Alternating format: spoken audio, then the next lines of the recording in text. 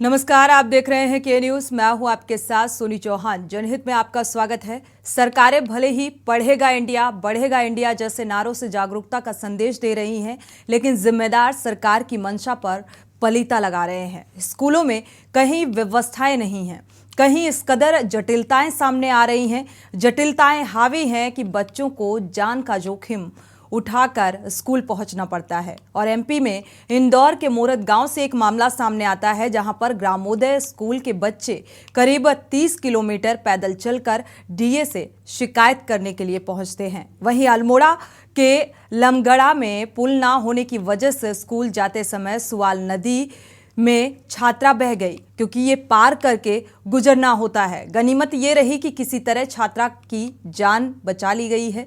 और यहाँ सवाल इस बात का है कि देश के होनहार अगर मुश्किलों से जूझते रहेंगे और समस्याओं के लिए उन्हें आंदोलन करने पर मजबूर होना पड़ेगा, तो भला उनके भविष्य का क्या होगा। पहले आपको रिपोर्ट दिखाते हैं, इसके बाद चर्चा करेंगे और हाल साझा करेंगे, दर्शकों की राय भी साझा करेंगे। देखते हैं रिपोर्ट।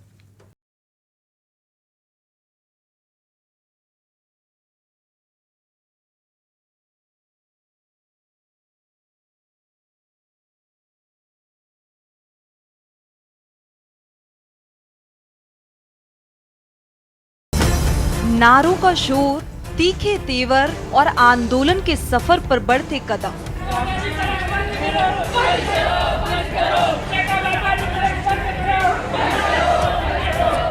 जी हाँ, स्कूली बच्चों का ये कारवां मन से भारी है और इनके दिल दिमाग में अपने स्कूल की अव्यवस्थाओं को लेकर रोष है।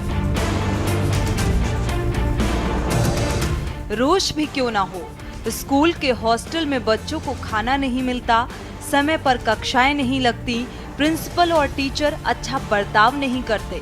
इतना ही नहीं, स्कूल में चिकित्सा सुविधा के कोई इंतजाम नहीं है, पढ़ाई के लिए किताबें भी उपलब्ध नहीं होती हैं। यहाँ पे बच्चों पे बिल्कुल भी ध्यान नहीं दिया जा रहा था, उनकी पढ़ाई से संबंधित और बहुत सारी परेशानियाँ थी, जैसे खेल वेल, मतलब बच्चों की कुछ भी सुनी नहीं जा रही थी। किस तरह की समस्या, मतलब पढ़ाई है, खाना है? पढ़ाई, किताबें के लिए हमने बोला था तो किताबें आ ही नहीं सकती बोले। खाने के लिए किस तरह की समस्या? खाने में भी समस्या आई थी, कलेक्टर सर के द्वारा सभी समस्याओं पे निर्णय किया गया है। पढ़ाई में क्या समस्या आ रही थी? क्लासेस किस तरह? क्लासेस मतलब बच्चों को समझ में नहीं आया था, टीचर के लिए चेंज के लिए हमने एप्लीकेशन भी दी थी, तो सर चेंज नहीं हुए थे और टीचर मतलब आ ही नहीं रहे, ऐसा बोल रहे थे। तो मतलब अदिति सर पढ़ा रहे थे। हाँ, क्लास बराबर नहीं लग रही थी क्या? क्लास तो लगती थी, मतलब जो शिक्षक के द्वारा जो पढ़ाया जाता था वो बच्चों को समझ में नहीं आता था। दरअसल इन तमाम समस्याओं से आजिज है इंदौर के मोरद गांव के ग्रामोदय स्कूल के बच्चे। करीब 30 किलोमीटर पैदल चलकर बच्चों ने स्कूल की अव्यवस्था की शिकायत डीए से की। शिकायतों के खिलाफ इनमें इस कदर रोष था कि इन्होंने मौसम की दुश्वारी की भी परवाह नहीं की। हालांकि इस दौरान एक बच्चा बेहोश हो गया। बच्चे को उपचार के लिए भर्ती करवाया गया। फिलहाल बच्चे की हालत स्थिर है। आपको बता दें कि मोरद गांव के ग्रामोदय स्कूल के स्कूली बच्चे कलेक्ट्रेट पहुंचे और नारेबाजी करते हुए जमकर प्रदर्शन किया। दरअसल इंदौर के पास मोरद गांव में ग्रामोदय स्कूल है और यहां के बच्चे, करीब 200 बच्चे स्कूल में फैली अव्यवस्था से कई दिनों से खासा नाराज बताए जा रहे थे। जब इनके सब्र का बांध टूट गया तो इन्हें समस्याओं के खिलाफ आवाज उठाने की जो धुन सवार हुई, वो टीम की चौखट पर ही आकर थमी।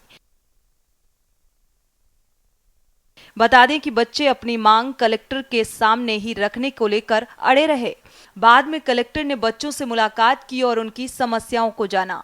वहीं बच्चों से मिलने के बाद कलेक्टर ने आश्वासन दिया कि जो भी समस्याएं बताई गई हैं वो हल की जाएंगी और स्कूल में फैली अव्यवस्था को लेकर एसडीएम राजेश राठौर को जांच करने के निर्देश दिए गए हैं। उनका मेनली ना 2-3 इश्यू है। पहला इश्यू है, मतलब है ना, कल एक है ना बच्चे ना एक्सीडेंट हुआ है।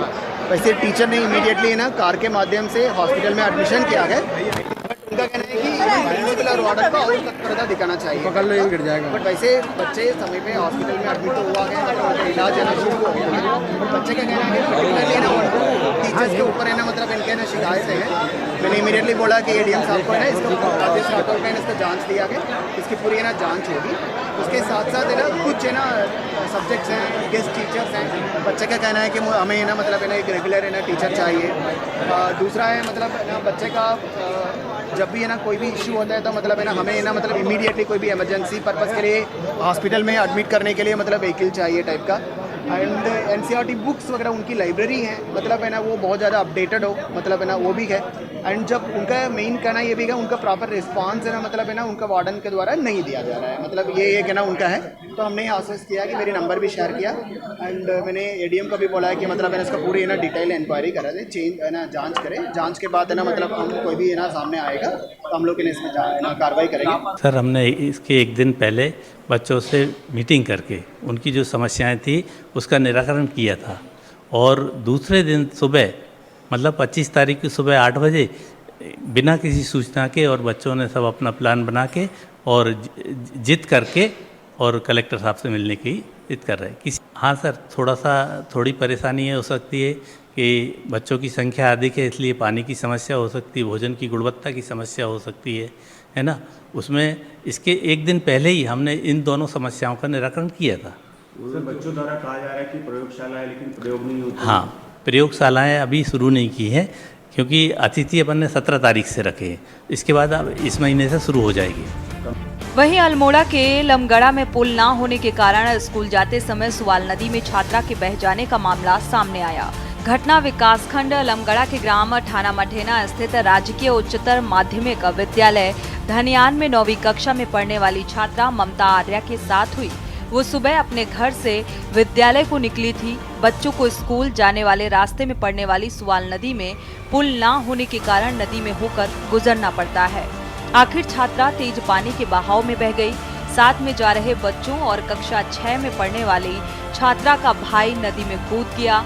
आपको बता दें कि बच्चों की चीख सुनकर ग्रामीण भी मौके पर पहुंच गए, जिससे छात्रा को सुरक्षित नदी से निकाल लिया गया। फिलहाल छात्रा का प्राथमिक स्वास्थ्य केंद्र बाड़े छीना में उपचार चल रहा है। आमतौर पर स्कूलों में जिम्मेदार अपना फर्ज निभाने में हीला हवाली करते हैं, जिसकी वजह से गुस्से का गुबार फूटना लाजिमी है। और अब देखना ये होगा कि प्रशासन के संज्ञान में आने के बाद अब मोरद गांव के ग्रामोदय स्कूल के बच्चों की दिक्कतें कब तक दूर हो पाएंगी। स्पेशल डेस्क के न्यूज़ इंडिया।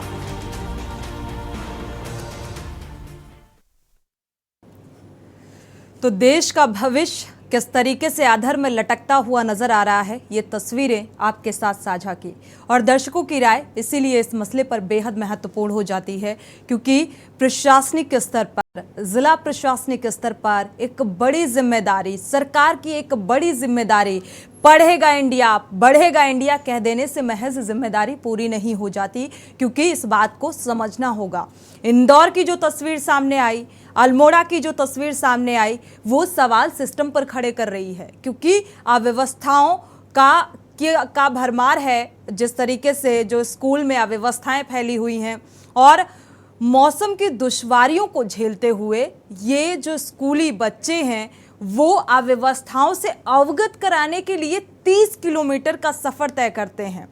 और इसके बाद जबकि ये जिम्मेदारी वहाँ के शिक्षकों की भी है कि अगर वहाँ पर क्लासेस नहीं लग रही हैं, बच्चों को ठीक से पढ़ाया नहीं जा रहा है, तो आखिर ये टीचर्स वहाँ पर, ये शिक्षक क्या कर रहे हैं। और इन्होंने अपनी ओर से ये पहल क्यों नहीं की कि अगर ये अव्यवस्थाएं हैं, यानी कि यहाँ पर संलिप्तता अध्यापक की भी नज़र आ रही है। हमारे साथ कमल विश्वकर्मा हैं, अध्यक्ष हैं, अभिभावक संघ के जुड़े हुए हैं। इसी बात को लेकर हम चर्चा करेंगे। स्वागत है आपका इस चर्चा में। रिंकू ओझा हैं, समाज सेविका। राजेश कुमार जैन है, प्रिंसिपल ज्ञानोदय विद्यालय से। स्वागत है आपका इस चर्चा में शामिल होने के लिए। शुरुआत कर लेते हैं कमल विश्वकर्मा से, अभिभावक संघ के अध्यक्ष हैं आप। ये जो तस्वीरें आपने देखी, इंदौर की जो तस्वीर सामने आई, जहां पर 30 किलोमीटर का सफर तय करते हैं महज इस बात को लेकर क्योंकि स्कूल में अव्यवस्थाओं का अंबार है। जिला अधिकारी से डीएम को अवगत कराते हैं इन सारी अव्यवस्थाओं से, एडीएम को निर्देश दे दिए गए हैं। इस तस्वीर को देखकर आप बच्चों का भविष्य कहां देखते हैं? कि आपने सही कहा, बच्चों का भविष्य कहां देखते हैं। सबसे बड़ी समस्या मध्य प्रदेश सरकार में पिछले 20 वर्षों से शिक्षा पर किसी भी तरह का कोई भी गंभीरता से ना तो राज्य शासन के माननीय मुख्यमंत्री जी ने कोई गंभीर समाधान किया और ना ही स्कूल शिक्षा मंत्री, लगभग 7 से 8 स्कूल शिक्षा मंत्री बदला चुके हैं, इन्होंने कभी भी शिक्षा को समझा ही नहीं, गंभीरता से लिया ही नहीं। ये दुर्भाग्यपूर्ण है कि अगर हमारा मध्य प्रदेश का भविष्य, जो आने वाला भविष्य, बच्चे होते हैं और बच्चे अगर 30 किलोमीटर चलकर पैदल जा रहे हैं बारिश में और कलेक्टर साहब को अपना ज्ञापन दे रहे हैं कि हमारे यहाँ खाने की व्यवस्था नहीं है, पढ़ाई की व्यवस्था नहीं है, हमारे यहाँ अस्पताल की व्यवस्था नहीं है, तो इससे बड़ा और क्या दुर्भाग्य होगा मध्य प्रदेश का। आज मध्य प्रदेश की वो हालत कर दी राज्य सरकार ने, तो 20वें नंबर पर लाकर खड़ा कर दिया मध्य प्रदेश को।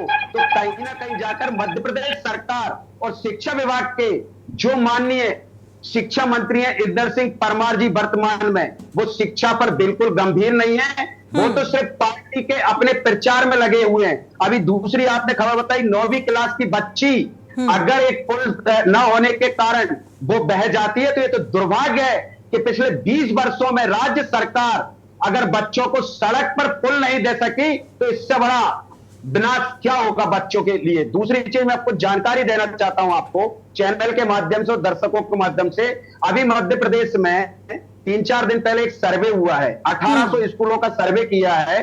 सर्वे में 12,000 बच्चों ने स्कूल छोड़ दिए, जबकि स्कूल में 90,000 स्कूल हैं। आप इससे आकलन कर लीजिए, लगभग प्रतिवर्ष 7 लाख बच्चे स्कूल से वंचित हो रहे हैं। और पिछले 10 वर्षों में स्कूलों से 50 लाख बच्चे संपूर्ण प्रदेश में शिक्षा से वंचित हुए। इसका जिम्मेदार कौन? दूसरी चीज, माननीय मुख्यमंत्री जी लगे हैं कि सीएम राइज स्कूल बना दे, प्रधानमंत्री जी लगे हैं कि पीएम स्कूल बना दे। तो पहले ये दोनों सीएम और पीएम बैठ के डिसाइड करें, डबल इंजन की सरकार है, कि कौन से स्कूल चले। जब ऑलरेडी 1,19,095 स्कूल पिछले सरकार में बने हुए हैं, अब एक तरफ सीएम राइज स्कूल का बजट इन्होंने 2800 करोड़ रुपए लगाया है। अगर वही स्कूल में बजट ये लोग जो सरकारी स्कूल बने हुए हैं उन स्कूलों में आज लगाते, तो हालात बहुत सुधर जाते। एक तरफ सरकार के पास बजट नहीं है, आरबीआई से 10,000 करोड़ का अगले 3 महीने में उनको कर्ज चाहिए, तो स्कूल में कहां से शिक्षा मिलेगी।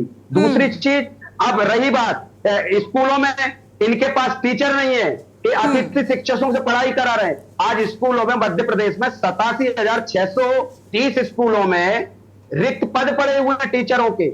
2,300 स्कूल ऐसे जो एक भी शिक्षक नहीं है, बिना शिक्षा की शिक्षा देना चाहते हैं। और मध्य प्रदेश के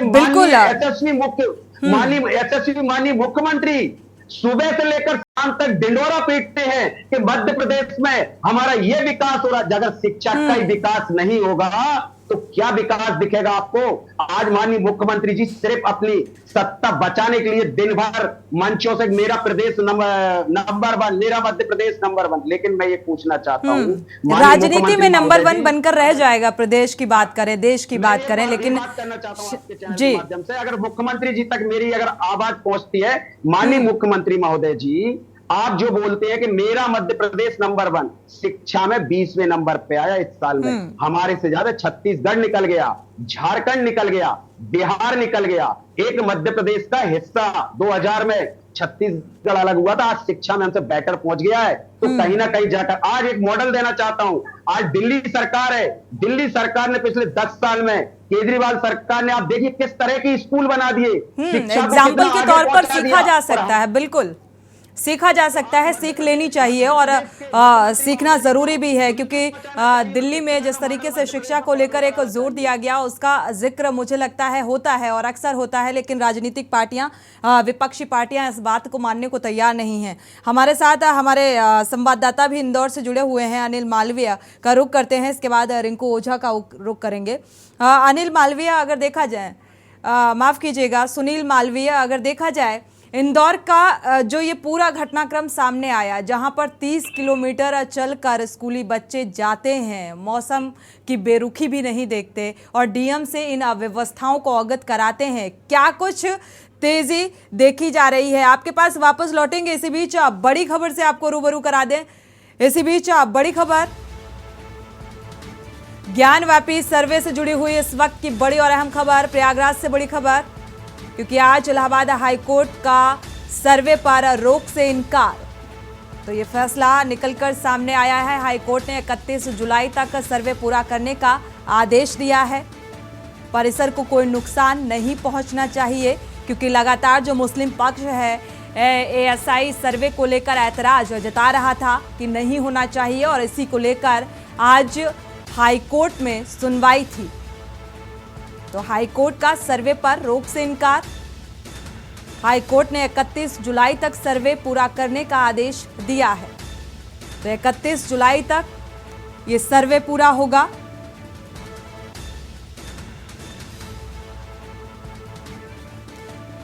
और इसी खबर पर ज्यादा जानकारी के लिए राहुल मिश्रा संवाददाता प्रयागराज से जुड़े हुए हैं। राहुल, क्या अपडेट है इस मामले को लेकर? जी, आपसे बता दें कि कोर्ट के जो फैसला था, जो जांच बैठी थी, जांच कमेटी के ऊपर जो मुस्लिम पर कहीं न कहीं ऑब्जेक्शन लगा रही थी कि ये जांच ना हो, लेकिन वो राम मंदिर का हवाला देते हुए 31 जुलाई तक का जांच करने का आदेश दिया है।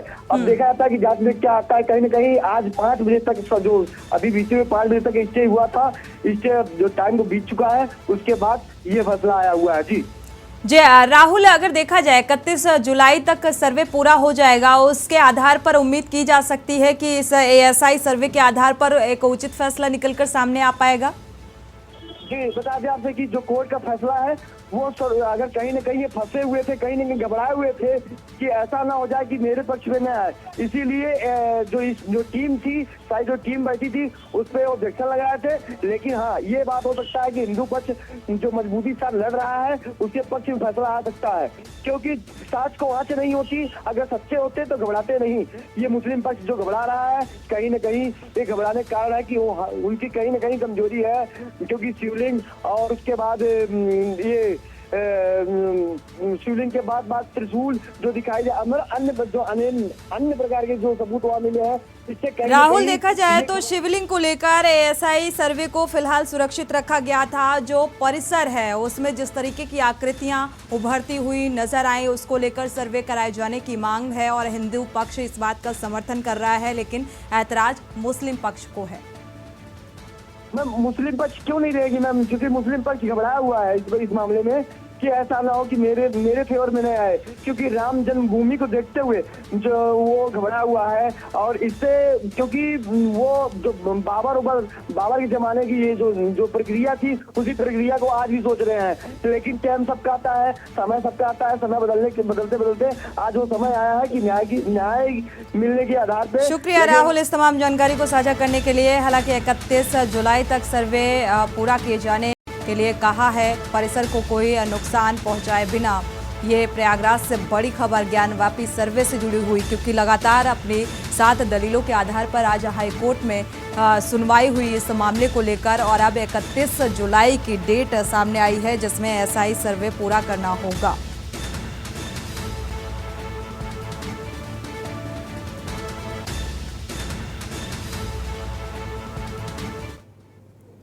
जनहित में वापस लौटते हैं और दर्शक जुड़े हुए हैं, पहले उनकी राय साझा कर लेते हैं, इसके बाद आगे बढ़ेंगे। गिरीश शुक्ला जी कानपुर से जुड़े हुए हैं, स्वागत है आपका, अपनी राय साझा कर सकते हैं। मैं ये कहना चाहता हूँ देश के राष्ट्रपति महोदया से, देश के प्रधानमंत्री जी से और देश के चीफ जस्टिस ऑफ इंडिया से और सीएजी ऑफ इंडिया से मैं अपील करता हूँ कि के न्यूज पर दिखाई जा रही इस खबर को अवश्य देखें।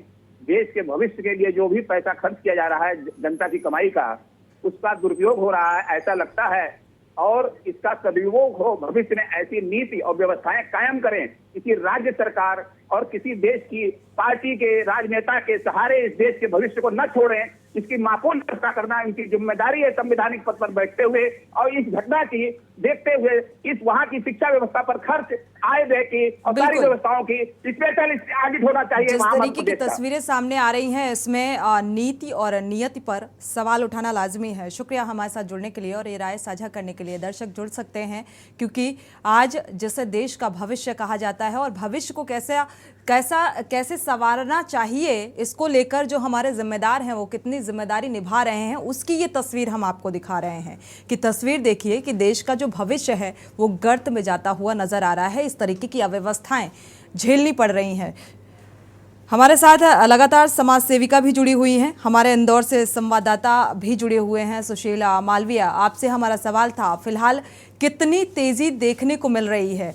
जब इस बात की शिकायत इन स्कूली बच्चों ने जिला अधिकारी से की, डीएम से की, अब दिशा निर्देशित किया गया है, एडीएम को जांच के निर्देश दिए गए हैं।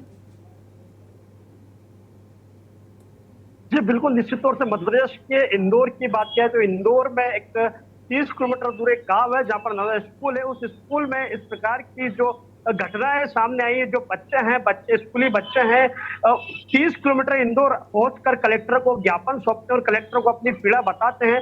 तो कहीं ना कहीं एक मध्य प्रदेश में एक और सरकार बेटी पढ़ाओ बेटे पढ़ाओ और पढ़ाइयों पर कई योजनाएं, स्कूल सीएम राइज स्कूल वगैरह तमाम ऐसे प्रयास किए जा रहे हैं, लेकिन वही देखा जाए तो इस प्रकार का एक वाक्य सामने आ रहा है या एक गंभीर है। इस मामले को लेकर जो कलेक्टर है, इंदौर कलेक्टर राजा, उन्होंने तत्काल प्रभाव से यहाँ के जो एसडीएम है उनको आदेश दिया है कि इस प्रकार की क्या घटना हो रही है वहां पर जाकर एक जांच दल बनाया गया और जांच दल के द्वारा वहां पर कमेटी गठित की गई है। उस कमेटी के द्वारा ही निर्णय ले पाएगा कि आखिर में गलती शिक्षक की है, किसकी है, क्या क्या लापरवाही यहाँ पर देखने को मिल रही है, जिसके बाद ही जो भी कार्रवाई होगी वो कार्रवाई की जाएगी। जी सुनील, आपके पास वापस लौटेंगे, समाज सेविका का रुख कर लेते हैं। रिंकू ओझा जी हमारे साथ जुड़ी हुई हैं इस चर्चा में, क्योंकि समाज से जुड़ा हुआ ये मसला है, क्योंकि एक बेहतर शिक्षा एक अच्छे समाज का निर्माण करती है।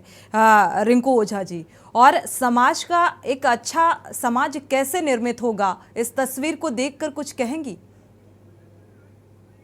कि आने वाला समाज हमारा कैसा होने वाला है, कैसा निर्माण होगा? अनम्यूट करिएगा।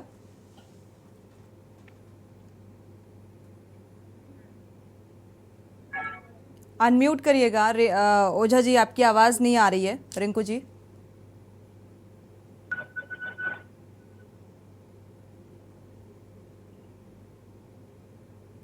हेलो जी सुन पा रहे हैं। हेलो, अब आ रही है? हाँ जी। पहले तो आपको धन्यवाद करना चाहूंगी कि हमें मौका दिया अपने विचार साझा करने के लिए। मुझे लगता है कहीं ना कहीं इन मासूम बच्चों के साथ खिलवाड़ किया जा रहा है। ये इंदौर का ही घटना नहीं है, ये आमतौर पे हर गांव का घटना है कि जहाँ पे ऐसे बच्चों के साथ दुर्व्यवहार करने को मिलता है और देखा भी जा रहा है। जहाँ प्रॉपर व्यवस्था नहीं है बच्चों के स्कूल जाने के लिए, या उनके खाने पीने की चीजें हो, या पढ़ने की सामग्री हो। टीचर भी इस चीज को बहुत इजी तरीके से लेती है, क्योंकि कहीं ना कहीं उनको लगता है कि हमें मंथली इनकम तो हमारी हो रही है, बट उनका जो मेन फोकस जो बच्चों के ऊपर होना चाहिए वो मुझे नहीं लगता कि इनका फोकस है। अगर हमारे टीचर बच्चों के प्रति अगर निस्वार्थ भाव से उनको शिक्षा देने का काम करे, उनको एक अपने बच्चों की तरह उनको ट्रीट किया जाए, तो मुझे नहीं लगता कि ऐसी समस्याएं उत्पन्न होंगी। बिल्कुल।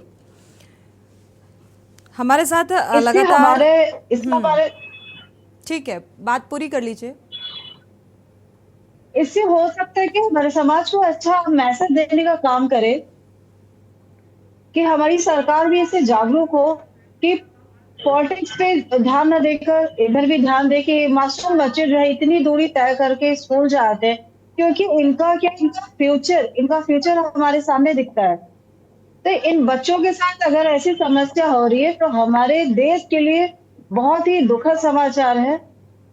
बिल्कुल, ऐसा करते ही राज्य सरकार की एक जिम्मेदारी, अगर मध्य प्रदेश का जिक्र करें, इंदौर से जहां का ये मामला सामने आ रहा है, शिवराज सिंह चौहान वहां के सीएम हैं, और अगर देखा जाए एक जिम्मेदारी बनती है राज्य सरकार की भी, और राज्य सरकार के स्तर पर अगर व्यवस्थाएं सुदृढ़ नहीं हो पाती हैं तो मुझे लगता है जिम्मेदारी बनती है केंद्र सरकार की, और जिला प्रशासन की भी उतनी ही जिम्मेदारी बनती है व्यवस्थाओं का आकलन करके उसे सुधारा जा सके। लेकिन यहाँ पर हर एक जिम्मेदार व्यक्ति जो है वो अपनी जिम्मेदारी से बचता हुआ नजर आ रहा है। आज चर्चा इंदौर की जो तस्वीर सामने आई, अल्मोड़ा की जो तस्वीर सामने आई, क्योंकि यहाँ पर एक छात्रा अल्मोड़ा की तस्वीर का अगर जिक्र किया जाए तो यहाँ पर एक छात्रा पुल को पार करके स्कूल जाती है शिक्षा के मंदिर में शिक्षा ग्रहण करने के लिए, और यहाँ पर पुल टूट जाता है। लेकिन इन अव्यवस्थाओं का जो सरोकार है वो प्रशासनिक अमले को नहीं है, वहाँ के जिम्मेदार लोगों को नहीं है, और ऐसी अव्यवस्थाओं का शिकार जो हमारे छात्राएं हैं वो हो जाते हैं, जिन्हें देश का भविष्य कहा जा रहा है। जो बार बार ये कहा जा रहा है पढ़ेगा इंडिया, बढ़ेगा इंडिया, ऐसी अव्यवस्थाओं के बीच कैसे पढ़ेगा इंडिया और कैसे बढ़ेगा इंडिया, जब अव्यवस्थाएं इतनी ज़्यादा हैं, उन्हें प्रॉपर जो सिलेबस की बुक्स हैं, किताबें हैं, वो नहीं मिल पा रही हैं, अध्यापक पढ़ाने को तैयार नहीं है, अध्यापक एक जो छात्र है, जो स्टूडेंट है और टीचर है, उसके बीच का जो व्यवहार है वो व्यवहारिक नहीं है, तो फिर शिक्षा कैसे एक बेहतर इंसान बनाने के लिए, कहते हैं बनने के लिए एक शिक्षा बेहद ज़रूरी होती है, लेकिन शिक्षा का स्तर कितना गिरता जा रहा है। लगातार हमारे साथ खास मेहमान जुड़े हुए हैं, दर्शकों की राय भी ऐसे मामले में बेहद अहम हो जाती है, जुड़ सकते हैं, अपनी राय साझा कर सकते हैं। अभिभावक संघ के अध्यक्ष हमारे साथ जुड़े हुए हैं कमल विश्वकर्मा जी, जिन्होंने आंकड़ों के साथ इस चीज़ का जिक्र किया है कि किस तरीके से लाखों की संख्या में, बड़ी बात होती है कि लाखों की संख्या में जो छात्राएं हैं, जिन्हें हम देश का भविष्य बार बार ये बात कह रहे हैं, और वो अपनी पढ़ाई से वंचित रह जाते हैं और वो छोड़ देते हैं। लेकिन ये कारण कौन जानेगा कि आखिर क्या वजह है कि इतने सारे छात्र छात्राएं जो हैं वो पढ़ाई से वंचित होते जा रहे हैं। इसके पीछे की वजह जो हमारे जिम्मेदार हैं वो जानने की कोशिश नहीं करते हैं। आपका रुख करेंगे कमल विश्वकर्मा जी। जैसा कि आपने कहा 20वें स्थान पर है, क्योंकि सबसे बड़ी और अहम जिम्मेदारी तो जो राज्य सरकार है उसकी होती है, लेकिन यहाँ पर फिर बड़े बड़े दावे क्यों किए जाते हैं? पढ़ेगा इंडिया, बढ़ेगा इंडिया। कैसे पढ़ेगा इंडिया और बढ़ेगा इंडिया जब इस तरीके की अव्यवस्थाएं सामने आएंगी? क्यों इस पर सुधार नहीं किया जा रहा है? इसके पीछे की क्या वजह देख पा रहे हैं? तो बता दूं, शिक्षा को एक्चुअली राजनीति में पूरा धकेल दिया है। जितने भी संवैधानिक पद पर बैठे, मैं तो इसे आपके टीवी के नेशनल चैनल से आरोप लगा रहा हूं मध्य प्रदेश सरकार के ऊपर। मध्य प्रदेश सरकार के शिक्षा मंत्री जी मेरे साथ आके एक डिबेट कर लें और डिबेट के साथ वो एक एक चीज की जानकारी देने तो मैं मान लूंगा, क्योंकि इतने बड़े संवैधानिक पद पर बैठकर उनको शिक्षा की चिंता नहीं है। मैं बता रहा हूं आपको, उनका ट्विटर हैंडल अकाउंट देख लीजिए, शिक्षा की पोस्ट उनकी कम मिलेंगी लेकिन ज्यादातर उनकी राजनीतिक पोस्ट मिलेंगी। तो मेरा माननीय शिक्षा मंत्री महोदय जी से निवेदन है, करबद्ध हाथ जोड़ के, बिल्कुल सही कहा, बिल्कुल सही कहा। आप मध्य प्रदेश के 8.5 करोड़ जनसंख्या की आबादी वाले राज्य के बच्चों के भविष्य के अभिभावक हैं। थोड़ी सी आप चिंता करिए, गंभीरता से लीजिए। आज मध्य प्रदेश को शिक्षा के क्षेत्र में इस कदर बंटाधार कर दिया है। सरकार को ये मैडम मेरी बात पूरी हो जाए। ठीक है, रिंकू जी आते हैं आपके पास। तो मेरा सिर्फ इतना निवेदन है सरकार से कि मध्य प्रदेश के माननीय मुख्यमंत्री श्री शिवराज सिंह चौहान जी हमेशा मंच पर बच्चे, बच्ची, बेटा, बेटियां, उनके मुंह से ये निकलता है, बहुत अच्छी बात है। और ये बहुत बड़ी है कि हमारे मुख्यमंत्री जी मध्य प्रदेश के इतने अच्छे, उनके मुंह से सुबह से लेकर शाम तक मेरे भांजे, मेरी भांजियां, मेरे बच्चे, मेरी बच्चियां, मेरे बच्चों, सब कुछ करते हो आप ये लोग देखे आप अचानक कभी स्कूटी बांटने लगते हैं। आपकी स्थिति है कि मध्य प्रदेश में 4 शहर बड़े महानगर आते हैं, ग्वालियर, इंदौर, जबलपुर और भोपाल। इन चारों में इनके मॉडल स्कूल हैं। इन मॉडल स्कूलों में बड़ा दुर्भाग्य के साथ मुझे कहना पड़ रही है, मध्य प्रदेश के भोपाल राजधानी का स्कूल 19वें स्थान पर आता है। तो पढ़ाई कहां है आपकी? आप पढ़ाई में मतलब शिक्षा को और निजीकरण के लिए आप इतना बढ़ावा दे रहे हैं कि आज जो बच्चा, और एक और आंकड़ा है, जो बच्चा आज स्कूलों की फीस कभी 1.25 लाख स्कूल दे रहा है निजी स्कूलों, क्योंकि स्कूल की व्यवस्था बिल्कुल गड़बड़ा रही है। और आज मध्य प्रदेश की हालत यह है कि अगर पहली में 100 बच्चे एडमिशन लेंगे तो कॉलेज में सिर्फ 24 बच्चे ही पहुंचेंगे। 76 बच्चों का तो पता ही नहीं चलेगा वो कहां पहुंचे थे। ये सरकार की विकास की नीतियां दिखती हैं मध्य प्रदेश में। शिक्षा की नीति बिल्कुल सही नहीं है, ना तो मतलब 4 तरह से स्कूल बिल्कुल राजनेता हमारे राजनीतिक योजनाओं में इतने मशगूल हो चुके हैं कि उनको ये बात नजर ही नहीं आ रहा है कि शिक्षा का स्तर आज कहां जा रहा है। शिक्षक ही नहीं, मैं आपको एक और शिक्षक ही नहीं है इनके पास। कभी ये सीएम राइस खोलने लगते हैं, कभी पीएम राइस खोलने लगते हैं, कभी मॉडल स्कूल खोलने लगते हैं, और जो पहले से स्कूल बने हुए हैं उनमें ही टीचर नहीं दे पाए। और इनके सीएम स्कूल की तो वो स्कूल की स्थिति है, इतना प्रीमियम प्रोजेक्ट लेके आए, मध्य प्रदेश सरकार के टैक्स का पैसा 2800 करोड़ रुपए शिक्षा के नाम पर ये जो प्रोजेक्ट लेकर आए, आज उस प्रोजेक्ट के अंदर ये स्थिति है कि इनके टीचर ही उसमें टीचर पढ़ाने के लिए नहीं जाना थे, अतिथि शिक्षकों से चला रहे। क्यों? कि यहाँ का जो टीचर है वो उसमें उस दिशा में नहीं जाना चाहता। तो पहले, सबसे पहले किसी भी प्रोजेक्ट को लाने से पहले नीति और निर्धारित तय की जाती है, और जिस तरह से कोई नीति नहीं, एक प्रोजेक्ट सिर्फ सरकार के उन लोगों को प्रोजेक्ट दिए जा रहे हैं जो सरकार को चला रहे हैं, ताकि इनका काम होता जाए, सरकार को चंदे के रूप में चुनाव में धन मिलता जाए, बाकी बच्चों के लिए हो या ना हो पढ़ाई। बिल्कुल कमल जी, यही सच्चाई है। लेकिन यहाँ पर जो नियुक्तियाँ नहीं हैं, जो अध्यापक की नियुक्तियाँ नहीं की गई या होनी चाहिए और नहीं की जा रही है, ये सरकार की जिम्मेदारी है, जो सरकार नहीं ध्यान दे रही है इस ओर। लेकिन सबसे अहम सवाल ये है कि जहाँ पर अध्यापक ऑलरेडी हैं और जो पढ़ा रहे हैं, वहाँ पर अव्यवस्थाएं इतनी ज़्यादा क्यों? वहाँ पर पढ़ाई ठीक से क्यों नहीं हो रही है? शिक्षा ठीक से क्यों नहीं दी जा रही है? बर्ताव क्यों नहीं अच्छा है एक छात्र के प्रति, एक अध्यापक का? ये सारी चीज़ें भी सामने आ रही हैं। जो ये इंदौर की तस्वीर सामने आई, यहाँ पर इन जो बच्चे गए हैं 30 किलोमीटर चलकर, इन्होंने इस बात की शिकायत की है कि क्लासेस नहीं लगवाई जाती हैं, पढ़ाई नहीं कराई जा रही है, बर्ताव ठीक नहीं है। मामला नहीं है, पूरे मध्य प्रदेश का मामला है, हर मध्य प्रदेश के स्कूलों में यही हालात है। तो ऐसा क्यों? ऐसा मैंने आपको एक ही बात कही कि देखिए, शिक्षा एक ऐसा मंदिर है, शिक्षा एक बच्चे का भविष्य होता है, उस भविष्य को संभालने का काम राज्य शासन का होता है। लेकिन राज्य शासन ने शिक्षा को एक तरफ पटक दिया है, शिक्षा से कोई मतलब नहीं रखना चाहती है। अगर शिक्षा में राज्य सरकार गंभीर होती तो हिंदुस्तान के 29 राज्यों में से 20वें नंबर पर हम क्यों आते? तो कहीं ना कहीं यही तो गंभीरता का मुद्दा है कि अगर सरकार अगर शिक्षा के प्रति गंभीर होती तो आज मध्य प्रदेश का 20वें नंबर पर क्यों आता? हमसे तो छत्तीसगढ़ की अच्छी पढ़ाई है, छत्तीसगढ़ हमसे आगे निकल गया। और मैं वही आपसे पहले बोलना चाह रहा हूं, अगर दिल्ली सरकार में शिक्षा और स्वास्थ्य को इतना बेहतर कर दिया है, विश्व स्तर पर उसका नाम जाना जा रहा है, तो राज्य सरकार के कोई जनप्रतिनिधि दिल्ली सरकार के पास जाए, वहां से कुछ सीख के आए और उसको लागू कराए, ताकि शिक्षा एक हमारे हर बच्चे को मिल सके, क्योंकि देश का भविष्य है, प्रदेश का भविष्य है। बिल्कुल, प्रदेश के भविष्य है, लेकिन यहाँ पर जिम्मेदारों को कोई चिंता नहीं सता रही है। हमारे साथ समाज सेविका भी जुड़ी हुई हैं, रिंकू ओझा। आप इस बात को मानते हैं कि शिक्षा का निजीकरण किया जा रहा है और वो भी बड़े पैमाने पर? शिक्षा का स्तर लगातार गिरता जा रहा है। बिल्कुल बिल्कुल। अभी जैसे सर ने कहा कि आए दिन कभी स्कूटी देने लगते हैं हमारे सीएम सर, जैसे लाडली बहना का योजना जो आया, तो उसकी जगह हम बच्चों में क्यों इन्वॉल्व कर सकते हैं? वहां से बंद करें। वो स्कूटी की जगह वो लाडली बहना का जो अमाउंट जा रहा है, उसकी जगह हम इन बच्चों में क्यों नहीं लगा सकते? इनके शिक्षा में हम क्यों नहीं लगा सकते, जिसके द्वारा डेवलपमेंट भी होगी उनकी? तो ये कहीं ना कहीं सर ने बिल्कुल सही कहा कि कहीं ना कहीं ये जो ओवरऑल क्या है, ये राजनीति है। बिल्कुल, राजनीति की भेंट शिक्षा चढ़ती जा रही है। शुक्रिया आप मेहमानों का इस चर्चा में शामिल होने के लिए। कमल विश्वकर्मा जी आपका भी और रिंकू ओझा जी आपका भी बहुत बहुत शुक्रिया।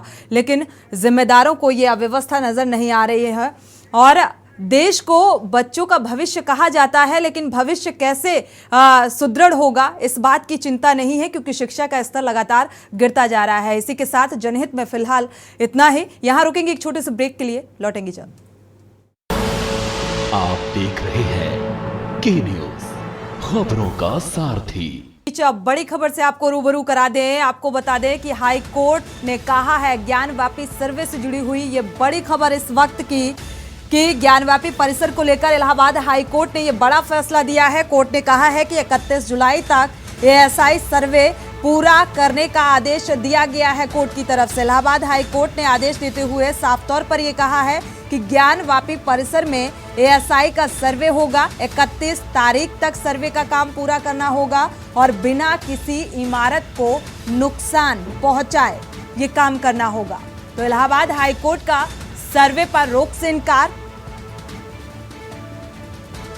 तो एएसआई के अधिकारी ने हाई कोर्ट से ये कहा है कि 24 जुलाई की सुबह आज, क्योंकि आपको बता दें इस मामले को लेकर हाई कोर्ट में सुनवाई भी हुई थी और 31 जुलाई तक एक समय सीमा दे दी गई है हाई कोर्ट की तरफ से कि बिना नुकसान पहुंचाए ये एएसआई सर्वे कंप्लीट करना होगा, पूरा करना होगा। और इसी खबर पर ज्यादा जानकारी के लिए हमारे साथ संवाददाता राहुल मिश्रा और विक्की डे जुड़े हुए हैं प्रयागराज से। राहुल मिश्रा, इससे जुड़ी हुई क्या जानकारी है, क्या अपडेट है इस मामले को लेकर? 31 जुलाई की तारीख निर्धारित की है कोर्ट का, जो फैसला निकलकर सामने आया है हाई कोर्ट का, उसने कहा है कि अब बिना नुकसान के ये सर्वे पूरा करना होगा। जी, आपसे बता दीजिए अभी जो फैसला है हाई कोर्ट का, जो सुबह से इंतजार था, सब वहां 9 बजे से पहले ही बैठे हुए थे, ये सोच रहे थे फैसला क्या आएगा। अनम्यूट करिएगा राहुल जी, अनम्यूट करिए। जो फैसला है 31 जुलाई तक के जो सर्वे टीम बैठाई गई थी, उस टीम के माध्यम से ही सर्वे होगा और उसके बाद जो साक्ष्य निकलेगा उसी पर अगली कार्रवाई होगी। क्योंकि ये राम जन्मभूमि में भी यही जो टीम थी, यही विभाग यही जांच कर रहे थे, एसआई जो टीम थी वही टीम जांच कर रही थी, उससे वहां पर राम जन्मभूमि का निर्माण हो रहा है। तो इसके ऊपर जो दागदार थे, जो ये मुस्लिम पक्ष के अधिवक्ता थे, वो कहा करते थे कि ये जो जांच हो रही है, जांच गलत हो रही है, जांच क्यों हो रही है। लेकिन ये कोर्ट के फैसले के आगे किसी की चलती नहीं, साच को आंच नहीं आनी चाहिए, क्योंकि साच है तो डर क्यों रहे हैं, अगर सच्चे हैं तो उस बात को मुखर क्यों रहे हैं। क्योंकि जो ये टीम है, ये टीम दूध का दूध पानी के पानी करती दिखाई देती है। इनके पास जो वीडियोग्राफिंग के माध्यम से पूरी जांच की जाती है, इसमें कोई लेकिन नहीं होता। लेकिन ये कहीं ना कहीं मुस्लिम पक्ष घबराया हुआ है, ये सोच रहा है कि ऐसा ना हो कि जैसे राम जन्मभूमि कार्रवाई वो इनके पक्ष में आ गया, ऐसे यहाँ भी ऐसा कुछ ना हो जाए जिससे कि हमारा सब ध्वस्त हो जाए। लेकिन बात यह है, जो हिंदू पक्ष ये कह रहा है कि जो बाबर के जमाने के जो बाबर था, राज करता था, उसी के जमाने से मंदिर को तोड़ के मस्जिद बनाया गया था, तो कहीं ना कहीं कर्ण रहती है, कर्ण था, उसी कर्ण के माध्यम से आज जो है कोर्ट की फैसला जो आया है, ये हिंदू पक्ष कह रहा है कि सही हुआ है। और हिंदू पक्ष की जो वकील है और जो उनके साथ ठीक है, इस बात पर भी आते हैं कि आखिर इस सुनवाई के दौरान जो मुस्लिम पक्ष की दलीलें थी और इसके बाद हिंदू पक्ष को भी अपना पक्ष रखना था, तो क्या कुछ निकल कर सामने आया कोर्ट में बहस के दौरान, इसको भी साझा करेंगे। विक्की डे, आपका रुख करेंगे। यहाँ पर हाई कोर्ट ने तो 31 जुलाई तक सर्वे पूरा करने का फैसला सुना दिया है, निर्देश जारी कर दिया है, लेकिन जो एएसआई अधिकारी हैं उनका ये कहना है कि एग्जैक्टली कितना सर्वे में समय लगेगा ये तय नहीं है। जी बिल्कुल, आपको बता दें मुस्लिम पक्ष द्वारा जो रिट पिटीशन दाखिल की गई थी सर्वे को रोकने के लिए, वो आज हाईकोर्ट में खारिज कर दिया गया और 31 जुलाई तक सर्वे को पूरा करने का सब बताया गया, आदेश दिया गया, जिसपे एएसआई के अधिकारी जो कहा कि अभी तक 5% पूरा किया गया था, तो कितना समय लगेगा ये भी नहीं बता सकते। हमारे साथ बात करने के लिए हिंदू पक्ष के अधिवक्ता आपके पास वापस लौटेंगे, हमारे साथ मदन मोहन यादव अधिवक्ता जुड़े हुए हैं हिंदू पक्ष के फोन लाइन पर। स्वागत है आपका के न्यूज में जुड़ने के लिए। मदन मोहन यादव जी, अगर देखा जाए हाई कोर्ट ने अब एएसआई सर्वे को लेकर ये फैसला सामने रखा है कि 31 जुलाई तक ये सर्वे पूरा करना होगा, वो भी बिना किसी नुकसान के। जी, आपको और अभी मैं अपडेट करता हूँ। बिल्कुल। कल 3:30 बजे आर्कियोलॉजी के सर्वे के लिए जो एक्सपर्ट गए हुए हैं आर्कियोलॉजी के, उनसे और भी क्वेरी करना चाहता और इसमें कोर्ट आश्वस्त होना चाहता है कि किसी प्रकार से ढांचे को नुकसान ना हो, और ये सारी जो बातें हैं वो शपथ पत्र के माध्यम से इनसे आर्कियोलॉजी के जो भी अधिकारीगण है उनसे मांगा गया है। तो ये कल 3:30 बजे पुनः सुनवाई होगी, उसमें डिसाइड होगा कि आर्कियोलॉजी सर्वे की कार्रवाई कब आरंभ होगी। क्योंकि लगातार जो एएसआई अधिकारी हैं वो भी कह रहे हैं कि एग्जैक्टली कितना समय लगेगा ये अभी निर्धारित तो कुछ कहा नहीं जा सकता इसको लेकर, तो कैसे ये निश्चित हो पाएगा कि 31 जुलाई तक ये सर्वे कंप्लीट हो जाएगा?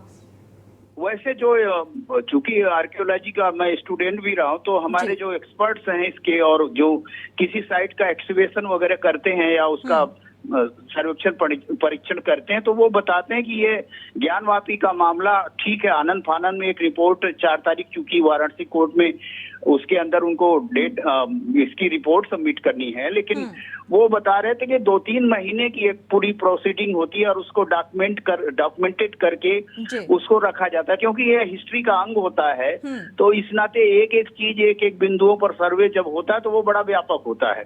लेकिन अब एक मोटा मोटा जिसे कहते हैं कि वो सर्वे करके वो तो कुछ ही दिनों में कर सकते हैं और उसमें जीपीआर पद्धति का इस्तेमाल करके वो बता सकते हैं कि अंदर क्या है, और साथ में स्टाइलिस्ट डेटिंग के माध्यम से भी बता सकते हैं कि कोई मंदिर की जो शैली है किस। बिल्कुल, ये एएसआई सर्वे बिना किसी नुकसान के संभव है। जो परिसर है पूरा अगर देखा जाए वहां पर जिस तरीके की आकृतियां सामने आई उसको लेकर करने को कहा गया है। हालांकि मुस्लिम पक्ष को इस बात से ऐतराज भी है। जी, उन्हें तो इतराज है और इस बात को इतना बड़ा एक छोटी सी लाइन कहा गया था कि जरूरत पड़ने पे स्थान विशेष और कहीं से एक्सकेवेशन या उत्खनन करके वो कुछ मटेरियल अगर प्राप्त करना चाहते हैं तो वो कर सकते हैं। यानी वो बनारस कोर्ट का जो जिला जज का आदेश था उसके अनुसार ये कहा गया था कि वो उसका सैंपल ले सकते हैं। लेकिन इस बात को इतना फोकस्ड करके सुप्रीम कोर्ट में कहा गया तो ये हंगामा मचाए हैं अंजुमन इंतजामिया के लोग। ऐसा कुछ नहीं है, ढांचे को किसी प्रकार से नहीं नुकसान होगा और उसकी दीवारें ऐसी नहीं है, 1 मीटर से ज्यादा मोटी मोटी हैं, तो ऐसा कुछ नहीं होने वाला है जी। तो फिलहाल कोई नुकसान नहीं होने वाला है। राडार पेनेट्रेटिंग और फिर सैटेलाइट मैपिंग कई पद्धतियां होती हैं, तो उसमें स्टाइलिश डेटिंग का भी है। तो इस नाते ढांचे को कुछ भी यानी कि दूसरे शब्दों में कहें तो उसको खरोच भी नहीं आएगा और पूरी कार्रवाई संभव है। और रिपोर्ट मदन मोहन जी, चूंकि आप अधिवक्ता भी हैं और आज हाई कोर्ट में जो बहस चली ज्ञानवापी को लेकर मुस्लिम पक्ष की 7 दलीलों के आधार पर और साथ ही एएसआई सर्वे के आधार पर भी वहां पर चर्चा हुई, तो मुस्लिम पक्ष किस बात पर राजी है और किस बात पर नहीं राजी है? इस बहस के दौरान क्या कुछ निकलकर सामने आया, आपसे जानना चाहेंगे।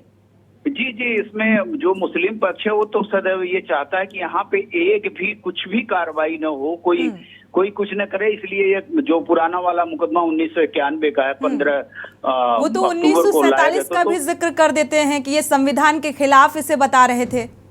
जी, वो 1991 का वर्सिप एक्ट का भी हवाला देते हैं और 1936 के केस जो चला था Din Mohammad versus secretary of India क्या, तो उसका तो वो उनको लटकाओ भटकाओ अटकाओ की नीति है, उसके पीछे अदृश्य शक्तियां उनके साथ काम करती हैं। इस नाते उसकी चिंता नहीं, लेकिन अब वो उनके जो अवसर हैं, उनके कोर्ट की भाषा में विपक्षी को अवसर अब समाप्त होता जा रहा है। तो वो धीरे धीरे वो जो उसका बड़ा दायरा था, स्पेस था, वो सीमित होता जा रहा है। तो ये बहुत दिन तक भाग नहीं पाएंगे, अंततः इस सच का सामना उन्हें करना ही होगा क्योंकि सत्यता तभी बाहर आएगी। हालांकि कोर्ट के फैसले का थोड़ा सा इंतजार भी करना होगा। मदन मोहन जी, साथ ही अगर देखा जाए लगातार जो मुस्लिम पक्ष है वो ऐतराज इस बात से जता रहा है कि नहीं, एएसआई सर्वे नहीं होना चाहिए, किस लिए होना चाहिए, कानून के खिलाफ है, संविधान के खिलाफ है, इस तरीके की तर्कबाजी निकलकर सामने आ रही है। क्या कोर्ट के फैसले से भी अब परहेज करना चाहता है मुस्लिम पक्ष या भरोसा नहीं है? उनको भरोसा नहीं है और उनको भरोसा, मुझे तो बड़ा अजीब सा लगता है कि किसी बात पे भरोसा नहीं रहता को, और उसका पीछे उनका एक मजहबी कारण भी है कि उनके अकीदे के बाहर के जो लोग हैं, जो उनके अकीदे के बाहर हैं, उन पर उनका भरोसा कभी नहीं रहता है। तो ये तो ठीक है, भारत में आईपीसी सीआरपीसी पे तो भरोसा करते हैं, परंतु दांडिक विधान पे फैमिली कोर्ट के ठीक है। मदन मोहन यादव जी, आपका बहुत बहुत शुक्रिया और ये तमाम जानकारी साझा करने के लिए आपका बहुत बहुत शुक्रिया। हमारे साथ हनुमानगढ़ी के महंत राजू दास जी फोन लाइन पर जुड़े हुए हैं। आपका बहुत बहुत स्वागत है के न्यूज़ में जुड़ने के लिए। राजू दास जी, अगर देखा जाए अब हाई कोर्ट ने जो कहा है कि 31 जुलाई तक एएसआई सर्वे कंप्लीट करना होगा, वो भी बिना किसी नुकसान के, संपर्क टूट गया है। वापस से संपर्क होगा तो जरूर जानने की कोशिश करेंगे, क्योंकि ये जो ज्ञान व्यापी का मसला है, आज इसको लेकर हिंदू पक्ष और मुस्लिम पक्ष की तरफ से हाई कोर्ट में सुनवाई हुई और हाई कोर्ट का फैसला निकलकर सामने आया है। और जैसा कि अभी हिंदू पक्ष के अधिवक्ता भी हमारे साथ फोन लाइन में जुड़े हुए थे, मदन मोहन यादव जी, जिन्होंने कहा कि कल फिर से हाई कोर्ट में 3:30 बजे सुनवाई होगी और कुछ, क्योंकि बहुत सारी चीज़ों को लेकर कोर्ट भी आश्वस्त होना चाहता है और उसी आधार पर निर्णय होगा, उसी आधार पर कल एक बार फिर से सुनवाई होगी। तो फिलहाल कल की बहस के दौरान कोर्ट से क्या कुछ चीज़ें निकलकर सामने आएंगी, उस बात पर भी नजर रहेगी। और अब जो हाई कोर्ट ने कहा है कि 31 जुलाई तक एएसआई सर्वे कंप्लीट करना होगा। हालांकि एएसआई अधिकारी जो हैं उनका ये कहना है कि ये नहीं कहा जा सकता है कि कितना समय लगेगा, क्योंकि पूरे परिसर को लेकर ये एएसआई सर्वे किया जाना है। हमारे साथ विक्की डे हमारे संवाददाता लगातार जुड़े हुए हैं। विक्की डे, अगर देखा जाए हाई कोर्ट की बहस को लेकर जिक्र करें तो मुस्लिम पक्ष की तरफ से क्या कुछ दलील, क्या कुछ पक्ष रखा गया? देखिए, बिल्कुल आपको बता दें, मुस्लिम पक्ष के द्वारा लगातार आपत्ति जताई गई कि अगर यहाँ एएसआई सर्वे होता है तो हमारे ढांचे को नुकसान पहुंचेगा और इसमें एएसआई की सर्वे कराने के लिए इतनी जल्दबाजी क्यों की गई। ये तमाम दलीलें जो रखी गई और साथ ही जो चीफ जस्टिस ने हिंदू पक्ष के वकील विष्णु शंकर जैन से कहा, अगर ढांचे को नुकसान पहुंचता है तो क्या इसकी जिम्मेदारी आप लेंगे। ये सब तमाम जो आज तर्क वितर्क चलते रहे, जिसको लेकर शाम की बात करें तो 21 अगस्त तक सर्वे के लिए कहा गया। जी, साथ ही जैसे कि ये 31 जुलाई तक हाई कोर्ट ने कहा है कि ये एएसआई सर्वे होना चाहिए, क्या पर्टिकुलर कुछ पूरे परिसर का होगा या फिर पर्टिकुलर कुछ जगह हैं जहां से आकृतियां निकलकर सामने आई, जो दीवारें थी वहां पर जो उकेरी गई आकृतियां थी, सिर्फ उन्हीं का ये एएसआई सर्वे होगा? इस आधार पर किसी बात का कोई जिक्र? फिलहाल अभी जो जानकारी मिल रही है, बजू थाने को छोड़ के जो बैरिकेटेड एरिया है उसको छोड़ के जो इसका सर्वे होना था पूरे परिसर का, उसी का सर्वे 21 जुलाई तक होना है। और आगे जो जैसे आदेश आएगा बैरिकेटिंग एरिया के लिए, उसके अग्रिम आदेश की इंतजार रहेगी। साथ ही विक्की डे, यहाँ पर देखा जाए लगातार ये बहस, हालांकि कल अभी हमारे साथ जो हिंदू पक्ष के अधिवक्ता हैं वो भी जुड़े हुए थे, उनका साफ तौर पर कहना है कि कल फिर से एक बार 3:30 बजे के करीब कोर्ट की कार्रवाई शुरू होगी और काफ़ी बहस होगी, क्योंकि कोर्ट भी कई अहम बिंदुओं को लेकर आश्वस्त होना चाहता है पूरी तरीके से। और इसीलिए इस बात का जिक्र किया गया है कोर्ट की तरफ से कि 31 जुलाई तक एएसआई सर्वे, वो भी बिना किसी नुकसान के, किया जाना चाहिए। जी बिल्कुल, 21 अगस्त जो बताए गए हैं, एसआई की टीम ने भी कहा है कि बिना जस्टिस ने कहा है कि बिना कोई नुकसान पहुंचाए आप सर्वे 21 अगस्त तक करेंगे। तो एसआई की टीम जो है कल वाराणसी जो पहुंची है, वो अब कल देखना होगा कि कल की सुनवाई के बाद कब उसमें फिर ज्ञानवापी परिसर में प्रवेश करती है और सर्वे का कार्य आगे बढ़ाती है। विक्की डे, जो मुस्लिम पक्ष है, क्या हाई कोर्ट में जो बहस हुई, क्योंकि 7 दलीलों के आधार पर ये सुनवाई होनी थी और लगातार जो मुस्लिम पक्ष है इस बात से ऐतराज कर रहा है कि एएसआई सर्वे नहीं कराना चाहिए। अब कोर्ट का फैसला एक बार फिर से, हालांकि इससे पहले सुप्रीम कोर्ट का फैसला भी इसी तरीके से निकलकर सामने आया था। अब मुस्लिम पक्ष की क्या कुछ प्रतिक्रिया निकलकर सामने आई है कोर्ट के इस फैसले, हाई कोर्ट के इस फैसले के बाद? देखिए, अभी फिलहाल मुस्लिम पक्ष कुछ भी कहने से कतरा रहा है, क्योंकि वहीं हिंदू पक्ष की बात करें तो बहुत ज्यादा उत्साह है इनको लेके कि जो मुस्लिम पक्ष की याचिका थी उसको खारिज करते हुए आज जो है 21 अगस्त तक सर्वे कराने के लिए कहा गया है और कल जो है पुनः एक बार सुनवाई होगी। तो कह सकते हैं वाराणसी में जो है हिंदू पक्ष की वादिनी हो चाहे अधिवक्ता हो, सभी जो है सभी के अंदर एक अलग खुशी थी, जो जिनका इन्होंने मिठाई बांटकर हर्ष उल्लास भी किए और जो कह रहे थे बार बार कि ये जो मुस्लिम पक्ष है जो लगातार सर्वे के रोक के लिए ये सुप्रीम कोर्ट, हाई कोर्ट जो जा रहे हैं, पहुंच रही है, जिसको तोड़ने की कोशिश की जा रही है, लेकिन वहीं आज जो है सुप्रीम कोर्ट और हाई कोर्ट द्वारा जो आदेश दिया गया है वो कहीं न कहीं उनके लिए बहुत खुशी की बात है। सावन के महीने में ऐसा रोकने की कोशिश किया गया, प्रयास किया गया, सब कुछ छिपाने की लगातार प्रयास किया जा रहा है। इन लोग द्वारा जो तर्क वितर्क किए जा रहे हैं कि ढांचे को नुकसान पहुंचेगा एएसआई सर्वे से अगर कराते हैं, लेकिन ऐसा कुछ नहीं होगा, एएसआई के अधिकारी द्वारा कहा गया। बिल्कुल। एएसआई सर्वे को लेकर क्या एक विशेष टीम का गठन किया जा रहा है? और जैसा कि सुनने में आ रहा है कि कानपुर से भी एक टीम, आईआईटी की टीम जुड़ेगी एएसआई सर्वे के लिए, तो क्या एक टीम यहाँ से भी रवाना होगी? इस बारे में कोई अपडेट? जी बिल्कुल, अभी ऐसी जानकारी मिल रही है कि कानपुर से भी एक टीम जो है इस आईटी की टीम में रवाना होगी वाराणसी के लिए। इसके जो इस पे विराम दिया जाएगा, विस्तार किया जाएगा। एसआई की जो 30 सदस्य टीम थी, उनके अलावा एक आईटी की टीम स्पेशलिस्ट जो है वाराणसी पहुंचेगी और सर्वे के लिए उसमें जो मशीनरी से काम किया जाना है, सर्वे किया जाना है, उसके लिए एक अलग से टीम पहुंचेगी। शुक्रिया इस तमाम जानकारी को साझा करने के लिए। तो फिलहाल आज एक बार फिर से हाईकोर्ट में जिस तरीके से बहस हुई, मुस्लिम पक्ष अपनी दलीलों के आधार पर अपनी बात पर अड़ा हुआ और हिंदू पक्ष ने भी अपनी बात रखी, लेकिन हाईकोर्ट का जो फैसला निकलकर सामने आया है कि 31 जुलाई तक एएसआई सर्वे कंप्लीट करना होगा, वो भी बिना किसी नुकसान के। और जैसा कि खबर सामने आई कि कानपुर आईआईटी से भी एक टीम एएसआई सर्वे के लिए रवाना होगी, क्योंकि लगातार जो मुस्लिम पक्ष है वो एएसआई सर्वे पर ही ऐतराज जता रहा था। इसी के साथ इस खास बुलेटिन में फिलहाल इतना ही। आगे खबरों के लिए आप देखते रहिए के न्यूज़ इंडिया।